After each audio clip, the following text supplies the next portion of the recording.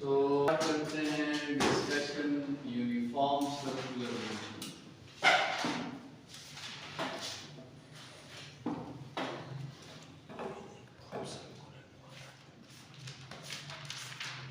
Uniform circular motion आपको पता है कि एक ऐसा मोशन जिसमें बॉडी की स्पीड तो सेम हो लेकिन बॉडी की वेलोसिटी जो है वो सेम ना हो, और वेलोसिटी में चेंज का रीजन जो है वो डायरेक्शन हो, वो आपके साथ मैग्नीट्यूड ना हो। तो ऐसे मोशन को हम यूनिफॉर्म सर्कुलर मोशन कहते हैं। The motion with constant speed but variable velocity is known as uniform circular motion. इस यूनिफॉर्म सर्कुलर मोशन की प्रॉपर्टीज जो हैं, जितनी भी प्रॉपर्टीज हैं वो अपने साथ मेंशन कर लें सारी। Property number 1, uniform circular motion में स्पीड जो होती है वो कांस्टेंट होती है। Property number 2, kinetic energy uniform circular motion में कांस्टेंट होती है। Property number 3, velocity uniform circular motion में कांस्टेंट नहीं होती। और रीजन उसका क्या होता है? रीजन उसका डायरेक्शन है। मैग्नीट्यूड के लिहाज से वेलोसिटी कांस्टेंट है, सिर्फ डायरेक्शन के लिहाज से वो वेरिएबल है।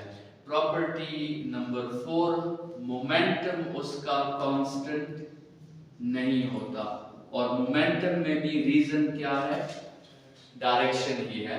प्रॉपर्टी नंबर 5, टेंजेंशियल फोर्स जो होता है वो यूनिफॉर्म सर्कुलर मोशन पे 0 होता है। प्रॉपर्टी नंबर 6, सेंट्रीपिटल फोर्स जो होता है वो यूनिफॉर्म सर्कुलर मोशन पे नॉन जीरो होता है। प्रॉपर्टी नंबर 7, टॉर्क जो होता है वो यूनिफॉर्म सर्कुलर मोशन पे 0 होता है। प्रॉपर्टी नंबर 8, ओमेगा जो होती है यूनिफॉर्म सर्कुलर मोशन की वो कांस्टेंट होती है। ठीक है, तो ये आपके साथ तमाम प्रॉपर्टीज हैं यूनिफॉर्म सर्कुलर मोशन के। सेंट्रीपिटल एक्सेलरेशन उसमें नॉन जीरो होगी और टेंजेंशियल एक्सेलरेशन उसकी 0 होगी। ठीक है, तो ये इस पे आपके एमसीक्यूज बन सकते हैं। यूनिफॉर्म सर्कुलर मोशन को समझने के लिए कुछ क्वेश्चंस के थ्रू इसको एक्सप्लेन करते हैं। क्वेश्चन नंबर 1 है कि क्या इस मोशन को प्रोड्यूस करने के लिए फोर्स रिक्वायर्ड होगा कि नहीं? क्या यूनिफॉर्म सर्कुलर मोशन के लिए फोर्स की जरूरत होगी कि नहीं होगी? तो यूनिफॉर्म सर्कुलर मोशन में हमने अभी कहा कि इसकी वेलोसिटी कांस्टेंट नहीं होती, और वेलोसिटी को चेंज करना एक्सेलरेशन का काम है और एक्सेलरेशन प्रोड्यूस करना फोर्स का काम है। तो पहली बात का आंसर है कि इस मोशन के लिए फोर्स की जरूरत है, फोर्स के बगैर ये मोशन नहीं हो सकता। अच्छा, दूसरा क्वेश्चन ये है कि which type of force is needed?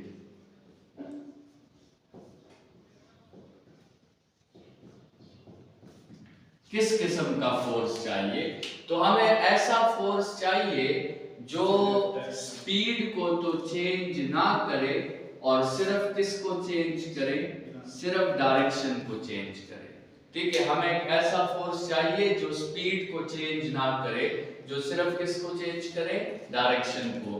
और ऐसे फोर्स के लिए हमने चैप्टर 3 में पढ़ा था कि ऐसे फोर्स के लिए वेलोसिटी को परपेंडिकुलर होना मस्ट है, और इसी फोर्स को हम क्या नाम देते हैं? इसी फोर्स को हम नाम देते हैं सेंट्रीपिटल फोर्स। तो कौन सा फोर्स हमें चाहिए? ऐसा फोर्स चाहिए जो वेलोसिटी को क्या हो? परपेंडिकुलर हो। देखिए, सेंट्रीपिटल फोर्स ये एक लेवल है। ठीक है, आप इसको इस तरह समझे जैसे अभी फिलहाल आप पे जो है स्टूडेंट का लेवल लगा है, फिर वही आप होंगे, अल्लाह करे कि टेस्ट क्लियर करें तो आप पे फिर जो है डॉक्टर का लेवल लग जाएगा। ठीक है, उसके बाद फिर आप पे स्पेशलिस्ट का लेवल लग जाएगा। फिर एक वक्त आएगा वही आप होंगे, आप पे मैयत का लेबल लग जाएगा, ठीक है, ये भी एक वक्त आएगा, ठीक है। तो वही आप है, आपकी प्रॉपर्टीज चेंज होती जा रही है तो आपका लेबल भी चेंज होता जा रहा है।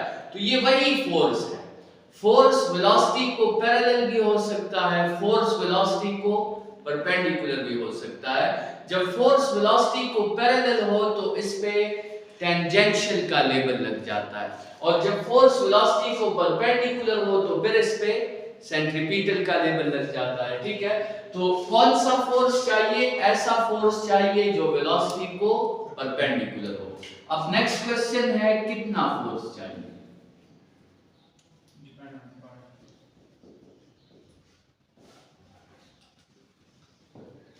कितना फोर्स चाहिए? तो कितना फोर्स चाहिए उसके लिए रिक्वायरमेंट का एक फॉर्मूला है, और वो फॉर्मूला है mv²/r। इस फॉर्मूला से हमें पता चलेगा कि कितना फोर्स चाहिए, और ये इसका ट्रांसलेशनल फॉर्म है। रोटेशनल फॉर्म में हम इस फॉर्मूला को इस तरह भी लिख सकते हैं, mr², ठीक है। तो depending on the given data हम सेंट्रीपिटल फोर्स की वैल्यू मालूम कर सकते हैं।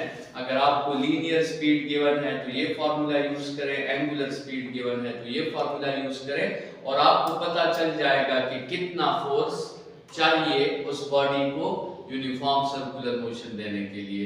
ये इसका स्केलर फॉर्म है।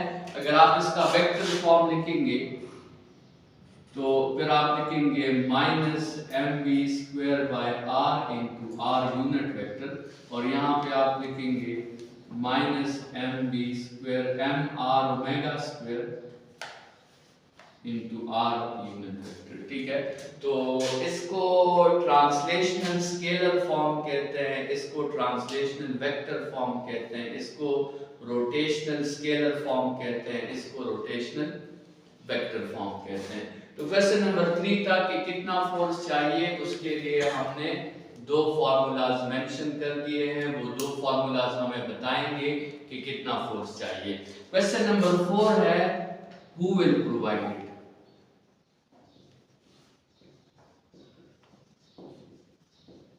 ये जो फोर्स चाहिए कौन इसे प्रोवाइड करेगा? मतलब इनडायरेक्टली हम बात करने लगे हैं सोर्सेज ऑफ सेंट्रीपिटल फोर्स पे, कि सेंट्रीपिटल फोर्स कौन प्रोवाइड कर सकता है। तो सिंपल सी बात है, जो फोर्स उस प्रॉब्लम में वेलोसिटी के साथ 90 का एंगल बनाएगा वही फोर्स क्या प्रोवाइड करेगा? सेंट्रीपिटल को। जैसे मिसाल के तौर पे अर्थ जो होता है वो सन से क्या कर रहा होता है? सन से रिवॉल्व कर रहा होता है।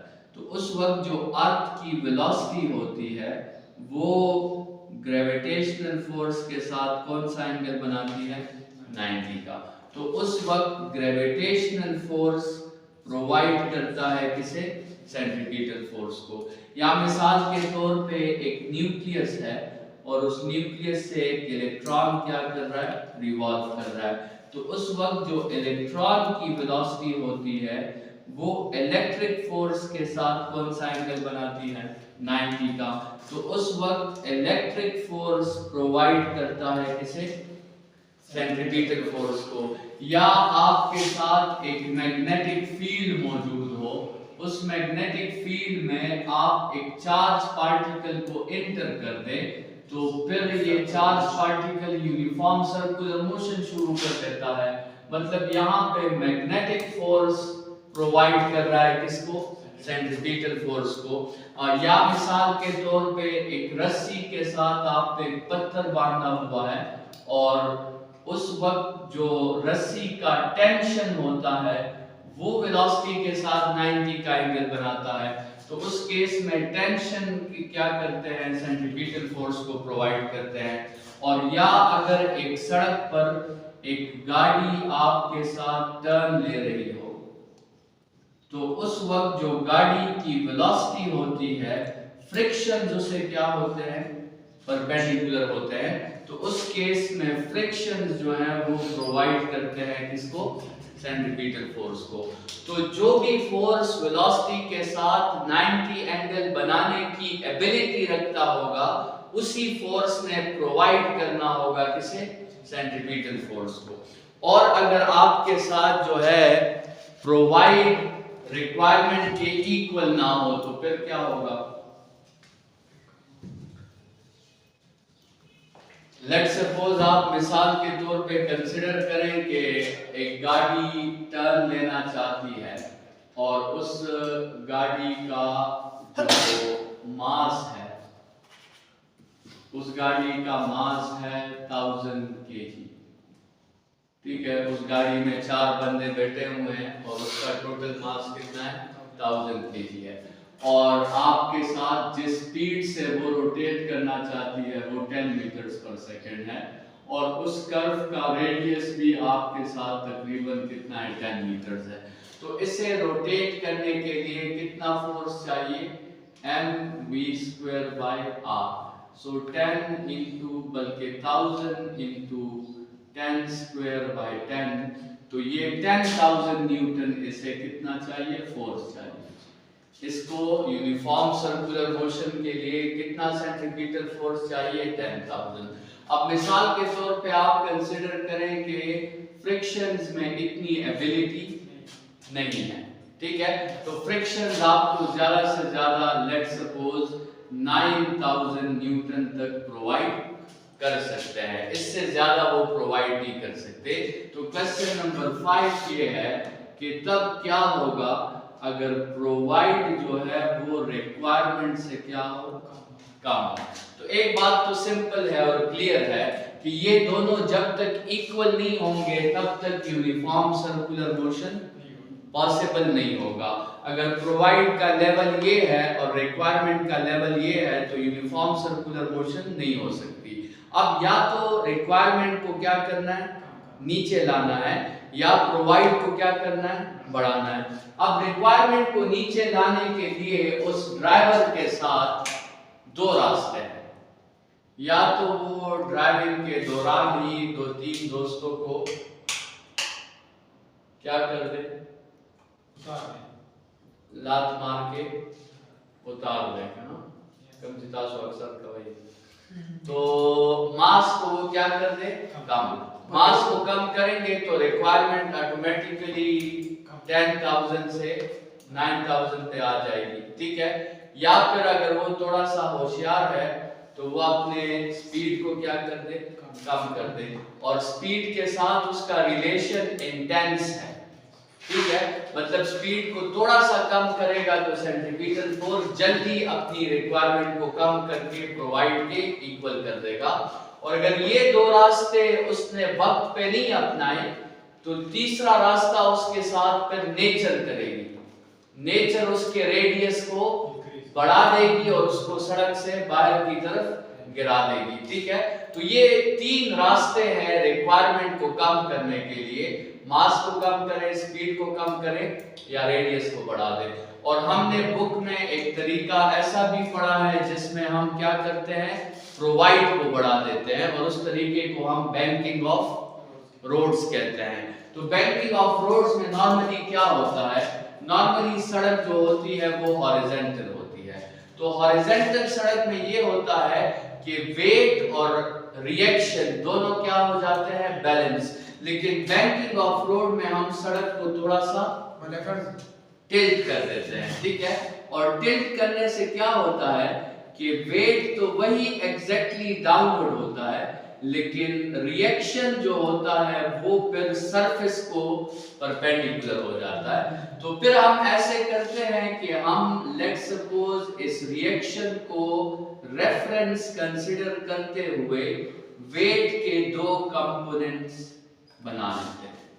ये वेट का एक जो कंपोनेंट है mg cos थीटा, ये बैलेंस हो जाता है किसके साथ? रिएक्शन के साथ। और ये जो दूसरा कंपोनेंट है mg sin थीटा, इसकी डायरेक्शन फ्रिक्शंस को पैरेलल होती है, और वो इजाफी 2000 न्यूटन जो चाहिए होता है वो फिर कौन प्रोवाइड करता है? वो फिर आपके साथ mg sin थीटा प्रोवाइड कर रहा होता है। तो ये एक टेक्निक है जिसको बैंकिंग ऑफ रोड्स कहते हैं, जिसके हेल्प से आप अपने प्रोवाइड को बढ़ा सकते हैं। अच्छा, जैसे हमने कहा कि अगर आपने मास को और स्पीड को चेंज नहीं किया तो ये तीसरा रास्ता आपके साथ फिर कौन अप्लाई करेगी? या आपके साथ नेचर अप्लाई करेगी।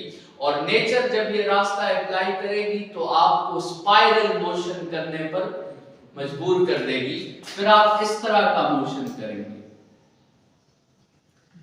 ठीक है, जब तक ये दोनों इक्वल नहीं होंगे तब तक आप स्पाइरल मोशन करते जाएंगे, और जैसे ही ये दोनों इक्वल हो जाए उसी पॉइंट पे फिर यूनिफॉर्म सर्कुलर मोशन करना जो है वो स्टार्ट हो जाएगा। तो अगर प्रोवाइड और रिक्वायरमेंट इक्वल नहीं है तो फिर रोटेटिंग बॉडी कौन सा मोशन करती है?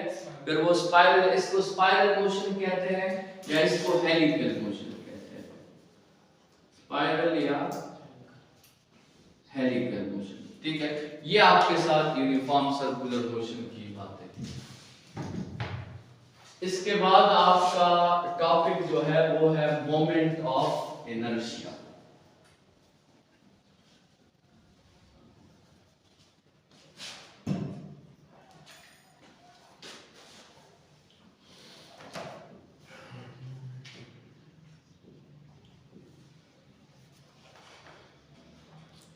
मोमेंट ऑफ इनर्शिया को अगर आपने समझना है तो आपने सबसे पहले इसका जो लीनियर एनालॉग है मोमेंट ऑफ इनर्शिया का, मोमेंट ऑफ इनर्शिया का लीनियर एनालॉग जो है वो मास है। तो अगर आपको मास की समझ है तो फिर आपको मोमेंट ऑफ इनर्शिया की भी समझ है। तो जो काम मास का है ट्रांसलेशनल मोशन में, वही काम किसका है? वही काम मोमेंट ऑफ इनर्शिया का है रोटेशनल मोशन में। ट्रांसलेशनल मोशन में मास जितना इंपॉर्टेंट है, रोटेशनल मोशन में मोमेंट ऑफ इनर्शिया की वही इंपॉर्टेंस है और इसकी वही सिग्निफिकेंस है। पहली बात तो ये है कि मोमेंट ऑफ इनर्शिया को रोटेशनल इनर्शिया भी कहा जाता है। इसका दूसरा नाम है रोटेशनल इनर्शिया। इसको रोटेशनल मास भी कहते हैं, रोटेशनल मास। इसको ऑपोजिशन टू टॉर्क भी कहते हैं। इस लीनियर मास को ऑपोजिशन टू मास फोर्स कहते हैं और रोटेशनल मास को ऑपोजिशन टू टॉर्क कहते हैं। अब मास का क्या किरदार है ट्रांसलेशनल मोशन में? मास का किरदार ये है कि मास की वजह से वेलोसिटी मेंटेन रहती है। मास की ये ख्वाहिश होती है कि बॉडी की वेलोसिटी क्या रहे? कांस्टेंट रहे। यही ख्वाहिश मोमेंट ऑफ इनर्शिया की भी है। मोमेंट ऑफ इनर्शिया की ये ख्वाहिश होगी कि ओमेगा क्या रहे? ओमेगा कांस्टेंट रहे। मास की ख्वाहिश होती है कि ट्रांसलेशनल स्टेट कांस्टेंट रहे। मोमेंट ऑफ इनर्शिया की ख्वाहिश होती है कि रोटेशनल स्टेट कांस्टेंट रहे। मास अपनी इस ख्वाहिश को पूरा करने के लिए फोर्स को क्या करता है? फोर्स को अपोज करता है। और मोमेंट ऑफ इनर्शिया अपनी ख्वाहिश को पूरा करने के लिए किसको अपोज करती है? ये टॉर्क को अपोज करती है। मास का फॉर्मूला है F/a और मोमेंट ऑफ इनर्शिया का फॉर्मूला है टॉर्क बाय अल्फा। तो मतलब यहां से पता चला कि mass is inversely proportional to acceleration या moment of inertia is inversely proportional to alpha. अब फोर्स का मकसद होता है एक्सेलरेशन प्रोड्यूस करना और मास का मकसद होता है उसी एक्सेलरेशन को कम करना। इसी तरह टॉर्क का मकसद होता है अल्फा प्रोड्यूस करना और मोमेंट ऑफ इनर्शिया का मकसद होता है उसी अल्फा को कम करना। तो ये जो ट्रांसलेशनल ऑपोजिशन है ये सिर्फ डिपेंड करता है मास पर, लेकिन जो रोटेशनल ऑपोजिशन है इसमें फर्क ये है कि ये मास पर भी डिपेंड करता है और मास की डिस्ट्रीब्यूशन पर भी डिपेंड करता है। रोटेशनल, देखिए फोर्स को जो अपोजिशन प्रोवाइड होनी है उसने सिर्फ डिपेंड करना है किस पर, मास पर। लेकिन टॉर्क को जो अपोजिशन प्रोवाइड होनी है उसने सिर्फ मास पर डिपेंड नहीं करना, उसने मास के डिस्ट्रीब्यूशन पर भी डिपेंड करना है। मिसाल के तौर पे आप यहाँ पे एक मिसाल ले लें कि एक बॉडी है उसका मास है 1 kg, दूसरी बॉडी है उसका मास है 10 kg। हमने दोनों में फर्ज करें दोनों की स्पीड को हमने 1 सेकंड में 10 तक पहुंचाना है। दोनों की स्पीड को हमने 1 सेकंड में 10 तक, मतलब दोनों पे हमें एक्सेलरेशन चाहिए कितनी, 10 मीटर्स पर सेकंड स्क्वायर की। इस वाले में फोर्स का मकसद आसान होगा, इस वाले में फोर्स का मकसद मुश्किल होगा। इस पे छोटा फोर्स अप्लाई करेंगे, इस पे बड़ा फोर्स अप्लाई करेंगे to produce the same acceleration. अब यही मिसाल आप जरा यहां पे ले, कंसीडर करें कि 1 kg बॉडी है और उसको 1 मीटर के साथ कनेक्ट किया है, और दूसरी वही 1 kg बॉडी है लेकिन अब इसको कितने लेंथ के साथ कनेक्ट किया है, 10 मीटर्स के साथ। और लेट्स सपोज टॉर्क क्या करना चाहता है, टॉर्क इसकी एंगुलर स्पीड को 0 से पहुंचाना चाहता है, 0 से पहुंचाना चाहता है 10 पर। तो टॉर्क को क्या प्रोड्यूस करना होगा, अल्फा। कितना अल्फा प्रोड्यूस करना होगा, 10 का, और यहां पर भी 10 का। तो आप खुद सोचें और डिसाइड करें टॉर्क के लिए ये केस आसान होगा, वो केस मुश्किल होगा, जबकि मासेस दोनों के सेम है। तो इससे ये पता चला कि मोमेंट ऑफ इनर्शिया सिर्फ मास पर डिपेंड नहीं करता, ये मास की डिस्ट्रीब्यूशन पर भी डिपेंड करता है कि मास सेंटर के करीब है या मास सेंटर से दूर है। तो जितना मास सेंटर से दूर होगा उतना उसका मोमेंट ऑफ इनर्शिया ज्यादा होगा, जितना मोमेंट ऑफ इनर्शिया ज्यादा होगा टॉर्क के लिए अपना मकसद पूरा करना उतना मुश्किल होगा। ठीक है, अब इस केस में टॉर्क के लिए इसको 0 से 10 तक पहुंचाना मुश्किल है, और इस केस में टॉर्क के लिए 0 से 10 तक पहुंचाना आसान है। ठीक है, तो अच्छा, जब ये moment of inertia mass distribution पर डिपेंड करता है तो इसका मतलब ये हुआ कि फोर्स को जो अपोजिशन प्रोवाइड होती है वो हमेशा कांस्टेंट होती है। ठीक है, मतलब ये 1 kg है तो 1 kg की अपोजिशन हमेशा कांस्टेंट होगी, लेकिन यहाँ पे 1 kg की अपोजिशन कांस्टेंट नहीं है, तो टॉर्क को जो अपोजिशन प्रोवाइड होती है वो कांस्टेंट नहीं होती, वो वेरिएबल होती है, क्योंकि वो मास डिस्ट्रीब्यूशन पर भी डिपेंड करती है। तो अगर टॉर्क का पोजीशन वेरिएबल है तो सबसे लीस्ट का पोजीशन कब प्रोवाइड होगा, टॉर्क को सबसे कम अपोजिशन कब प्रोवाइड होगी, मास सेंटर के और करीब कर दे, 1 मीटर से 50 सेंटीमीटर कर दे तो अपोजिशन और भी कम हो जाएगी। उससे भी कम करना है तो मास को और सेंटर के करीब कर दे, 20 सेंटीमीटर कर दे, उससे भी कम करना है। क्या 1 सेंटीमीटर कर रहे हैं, हाँ उससे भी कम करना है, 1 माइक्रोमीटर कर रहे हैं, उससे भी कम करना है। हाँ, तो सबसे मिनिमम अपोजिशन उस वक्त होगी जब बॉडी अपने सेंटर से रोटेट करेगा। देखिए अगर ये बॉडी ऐसे रोटेट करेगा तो टॉर्क के लिए ये मुश्किल होगा। ठीक है, स्मॉल रेडियस में रोटेट करेगा टॉर्क के लिए थोड़ा सा आसान हो जाएगा, उससे स्मॉल रेडियस में रोटेट करेगा टॉर्क के लिए और आसान हो जाएगा। लेकिन टॉर्क के लिए सबसे आसान केस क्या होगा कि ये बॉडी अपने सेंटर से रोटेट करे। टॉर्क के लिए ये केस सबसे आसान इसलिए होगा क्योंकि इस केस की अपोजिशन सबसे लीस्ट होगी। तो मोमेंट ऑफ इनर्शिया सबसे कम किस वक्त होता है, जब बॉडी अपने सेंटर से रोटेशन करे। जब ये बॉडी अपने सेंटर से रोटेशन करेगी, जिसका दूसरा नाम स्पिनिंग है, उस केस में मोमेंट ऑफ इनर्शिया क्या होगा, सबसे कम होगा। अच्छा, आपके साथ टॉर्क का जो फॉर्मूला है वो R क्रॉस F है। अगर हम F में ma लिखते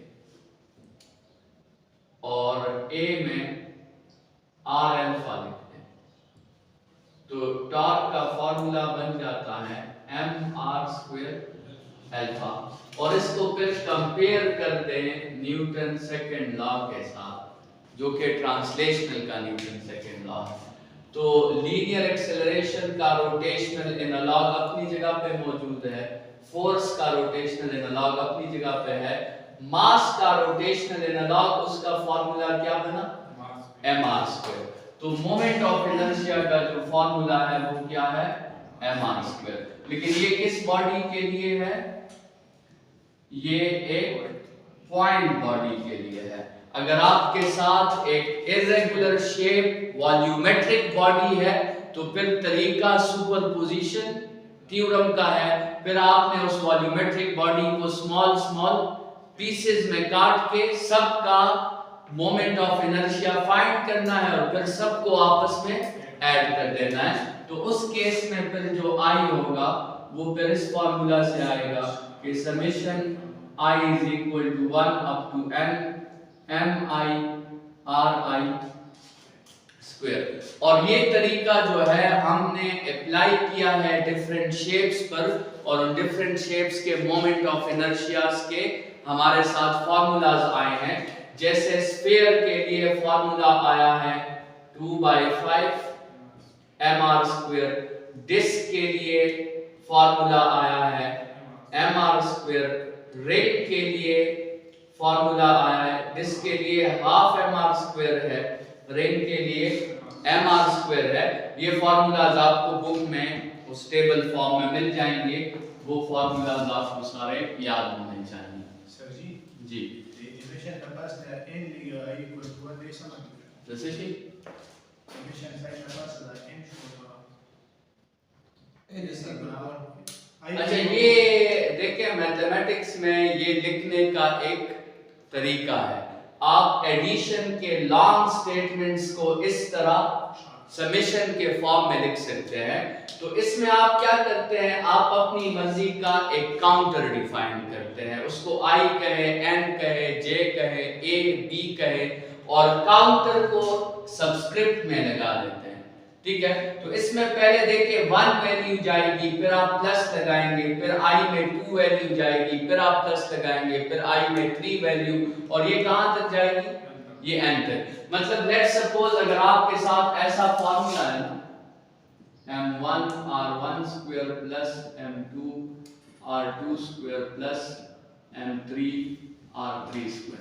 इस फार्मूला को आप मैथ्स में अगर चाहें तो ऐसे लिख सकते हैं, I is equal to 1 up to 3 mi ri square. ठीक है, तो ये लॉन्ग एडिशन स्टेटमेंट्स को आप समेशन के फॉर्म में लिख सकते हैं। ये एक मेथड है जिसमें आप जो है उससे फायदा ले सकते हैं। ठीक है, बाकी उस तरह लिखें या इस तरह लिखें, मतलब दोनों का सेम है।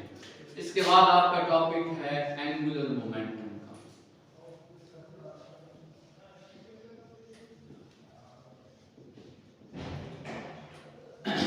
एंगुलर मोमेंटम जो है बिल्कुल उसी तरह का टॉपिक है जिस तरह लीनियर मोमेंटम हमने डिस्कस किया था।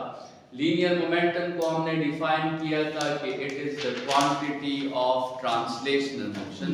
एंगुलर मोमेंटम को हम डिफाइन करेंगे कि it is the quantity of rotational या angular motion, quantity of rotational motion. Linear motion को मोमेंटम को हमने डिफाइन किया था, it is the product of mass and velocity. तो एंगुलर मोमेंटम को डिफाइन करेंगे, it is the product of mass की जगह क्या आ जाएगा, मोमेंट ऑफ इनर्शिया, और लीनियर वेलोसिटी की जगह एंगुलर वेलोसिटी आ जाएगी। तो it is the product of moment of inertia and angular velocity. इसके अलावा एंगुलर मोमेंटम का एक और भी फॉर्मूला है जो कि r क्रॉस p है। और यहाँ से आपके साथ ओपन करके ये फॉर्मूला क्या आ जाएगा, आर पी साइन थीटा और साथ में आ जाएगा एन यूनिट वेक्टर। मतलब क्रॉस प्रोडक्ट की जितनी भी प्रॉपर्टीज हैं वो आप एंगुलर मोमेंटम पे अप्लाई कर सकते हैं, ठीक है। एंगुलर मोमेंटम का आर के साथ स्ट्रेट लाइन ग्राफ बनेगा, पी के साथ स्ट्रेट लाइन ग्राफ बनेगा, थीटा के साथ उसका साइन थीटा की वेरिएशंस बनेगी। 0 पे मिनिमम एंगुलर मोमेंटम, 90 पे मैक्सिमम, 180 पे फिर 0, 270 पे नेगेटिव मैक्सिमम और 360 पे दोबारा आपके साथ 0, ठीक है। लेट्स सपोज आपको r इस फॉर्म में गिवन है, आपसे कहते हैं कि r एक xy वेक्टर है और pb क्या है, pb एक xy वेक्टर है और l के बारे में क्वेश्चन हो कि l बताएं l कौन सा होगा। ऑप्शन ए में हो 3i + 4j, ऑप्शन बी है 10i, ऑप्शन सी है 9j, ऑप्शन डी है 15k। 15k क्यों? बताएंगे क्योंकि आपके साथ एंगुलर मोमेंटम की डायरेक्शन दोनों को परपेंडिकुलर होगी और r भी xy वेक्टर है, p भी xy वेक्टर है, तो इसको परपेंडिकुलर कौन से प्लेन पे होगा, z एक्सिस पे। तो करेक्ट ऑप्शन एंगुलर मोमेंटम की वो क्या बनती है, वो आपके साथ 15k बनती है। इसमें हमें मैग्नीट्यूड्स नहीं गिवन थे और ना ही मैग्नीट्यूड पे हमने डिसीजन की है, हमने इस क्वेश्चन की डिसीजन सिर्फ और सिर्फ डायरेक्शन पे की है। ये तीनों ऑप्शंस तो बिल्कुल भी पॉसिबल नहीं है क्योंकि ये क्रॉस प्रोडक्ट के डायरेक्शन के रूल को वायलेट करते हैं। याद रखें, एडिशन ऑफ वेक्टर उसी प्लेन में होता है, सब्ट्रैक्शन ऑफ वेक्टर भी उसी प्लेन में होती है, जबकि क्रॉस प्रोडक्ट उस प्लेन में नहीं होता, क्रॉस प्रोडक्ट उस प्लेन को परपेंडिकुलर होता है, ठीक है। अच्छा, फिर हमने देखे लीनियर मोमेंटम में फोर्स और लीनियर मोमेंटम का रिलेशन डिराइव किया था। वही रिलेशन आप यहां भी डिराइव कर सकते हैं between torque and angular momentum. हमने फोर्स और लीनियर मोमेंटम का ये रिलेशन डिराइव किया था, F = delta P by T। यहां पे आप क्या डिराइव करोगे, torque = delta L by T, ठीक है। तो जिस तरह आपने ये रिलेशन डिराइव किया था, इस रिलेशन का स्टार्ट आपने कहां से लिया था, F = ma से। इस रिलेशन का स्टार्ट आप कहां से लेंगे, टॉर्क = I अल्फा से, और फिर अल्फा में delta omega by T put कर देंगे। डेल्टा ओमेगा की जगह omega final minus omega initial, फिर I मल्टीप्लाई हो जाएगा और I ओमेगा फाइनल की जगह L फाइनल आ जाएगा, I ओमेगा इनिशियल की जगह L इनिशियल आ जाएगा, और फिर आप उसकी जगह क्या लिखेंगे, चेंज इन एंगुलर मोमेंटम। तो टॉर्क का चेंज इन एंगुलर मोमेंटम के साथ डायरेक्ट रिलेशन है और टॉर्क का टाइम ऑफ इम्पैक्ट के साथ इनवर्स रिलेशन है। ये जो रिलेशन है इसके दो रिजल्ट्स हैं। अगर टॉर्क 0 होगा तो एंगुलर मोमेंटम का चेंज भी 0 होगा, लेकिन अगर टॉर्क अप्लाई हो जाएगा तो फिर एंगुलर मोमेंटम कभी भी कांस्टेंट नहीं रह सकता, फिर एंगुलर मोमेंटम भी चेंज होगा। कैसे चेंज होगा, जब आप टॉर्क अप्लाई करेंगे टॉर्क अल्फा प्रोड्यूस करेगा, जब अल्फा प्रोड्यूस होगी तो ओमेगा में चेंजेस आएंगी, ओमेगा में चेंजेस आएंगी तो एंगुलर मोमेंटम में भी साथ में चेंजेस आएंगी। तो ये ओमेगा के चेंजेस एंगुलर मोमेंटम को भी साथ में चेंज कर देंगे, ठीक है। तो अगर आप चाहते हैं कि किसी बॉडी का एंगुलर मोमेंटम हमेशा कांस्टेंट रहे तो क्या करें, उस पे टॉर्क अप्लाई मत करें। और अगर आप चाहते हैं कि किसी बॉडी का एंगुलर मोमेंटम चेंज हो जाए तो उस पे क्या अप्लाई करें, उस पे टॉर्क। अगर ये बॉडी की बात है तो बॉडी की बात तो ये हो गई, लेकिन आइसोलेटेड सिस्टम की अगर बात करें तो आइसोलेटेड सिस्टम में चाहे आप टॉर्क अप्लाई करें चाहे टॉर्क अप्लाई ना करें, आइसोलेटेड सिस्टम का एंगुलर मोमेंटम कभी भी चेंज नहीं होता। मेरा एंगुलर मोमेंटम चेंज हो सकता है अगर मुझ पे क्या अप्लाई हो, टॉर्क। मेरा एंगुलर मोमेंटम चेंज नहीं भी हो सकता अगर मुझ पे टॉर्क अप्लाई ना हो। लेकिन मेरे एंगुलर मोमेंटम के चेंज होने या ना होने से यूनिवर्स के एंगुलर मोमेंटम पे कुछ फर्क नहीं पड़ता। यूनिवर्स का एंगुलर मोमेंटम जो रोज़े अज़ल से था आज भी उतना ही है, ठीक है। तो यूनिवर्स का एंगुलर मोमेंटम हमेशा कंजर्व्ड है। हमारा एंगुलर मोमेंटम तब कंजर्व होगा जब टॉर्क हम पे जीरो होगा, ठीक है। इंडिविजुअल बॉडीज का मोमेंटम कंजर्व भी रह सकता है और चेंज भी हो सकता है। यूनिवर्स का एंगुलर मोमेंटम कभी भी चेंज नहीं होता, वो हमेशा कंजर्व रहता है। इसके बाद हमने एक दूसरा फॉर्मूला निकाला था, काइनेटिक एनर्जी इज p²/2m। यहाँ पे लेकिन ये ट्रांसलेशनल काइनेटिक एनर्जी है, यहाँ पर भी आप डिराइव कर सकते हैं rotational kinetic energy is equal to L²/2I, ठीक है। इस पे आपके वो परसेंटेज वाले क्वेश्चंस आ सकते हैं जो ऑलरेडी यहाँ पे हमने सॉल्व किए थे। हमने इसके लिए एक शॉर्टकट निकाला था कि 100 kinetic energy is equal to 10p whole square, और फिर हमसे कहा जाता था कि मोमेंटम 20% इंक्रीज हो गया, तो हम कहते थे कि 20% मतलब 10 से किस पे चला गया, 10 से 12 पे चला गया। तो अगर ये 12 पे चला गया तो ये वाला किस पे आया होगा, 144 पे, और फिर आप इन दोनों को सब्ट्रैक्ट कर लेंगे तो आपको पता चल जाएगा कि मोमेंटम अगर 20% बढ़ा है तो काइनेटिक एनर्जी 44% बढ़ जाएगी।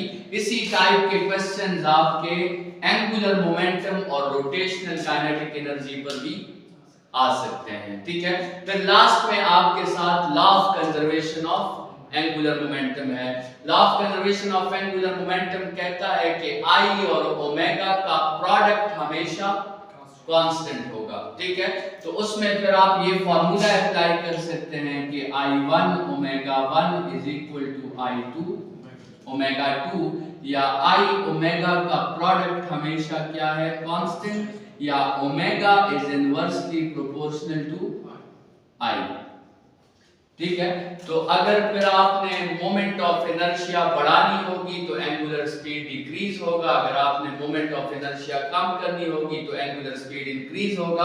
अब देखिए सैटेलाइट मोशन में हम तो आइडियली उसका पाथ सर्कुलर लेते हैं, लेकिन सैटेलाइट मोशन में वो पाथ सर्कुलर नहीं होता, वो एलिप्स की शक्ल का होता है। मतलब कभी कभार वो प्लेनेट के करीब आ जाता है, कभी कभार प्लेनेट से दूर चला जाता है।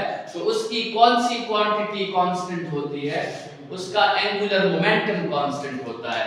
जिस वक्त वो सैटेलाइट के करीब आता है तो इसकी मोमेंट ऑफ इनर्शिया डिक्रीज हो जाती है, तो इसकी एंगुलर स्पीड और लीनियर स्पीड दोनों क्या हो जाते हैं, दोनों इंक्रीज हो जाते हैं। और जब वो आपके साथ सैटेलाइट दूर जाता है तो उसकी मोमेंट ऑफ इनर्शिया बढ़ जाती है, तो एंगुलर स्पीड और लीनियर स्पीड दोनों क्या हो जाते हैं, वो डिक्रीज हो जाते हैं। तो अगर आपका क्वेश्चन आए कि सैटेलाइट में कौन सी चीज कांस्टेंट है, तो स्पीड को सेलेक्ट नहीं करना, ना ही काइनेटिक एनर्जी को सेलेक्ट करना है, आपने किसको सेलेक्ट करना है, एंगुलर मोमेंटम को सिलेक्ट करना है। तो अगर सैटेलाइट का ऑर्बिट बिल्कुल सर्कुलर है तो फिर आप स्पीड और काइनेटिक एनर्जी को भी वो सिलेक्ट कर सकते हैं, लेकिन ये जो ऑर्बिट्स होते हैं ये मुकम्मल सर्कुलर नहीं होते। तो इसमें स्पीड भी चेंज होती रहती है, काइनेटिक एनर्जी भी चेंज होती रहती है। जो चीज कांस्टेंट होती है वो कौन सी होती है, एंगुलर मोमेंटम की वैल्यू।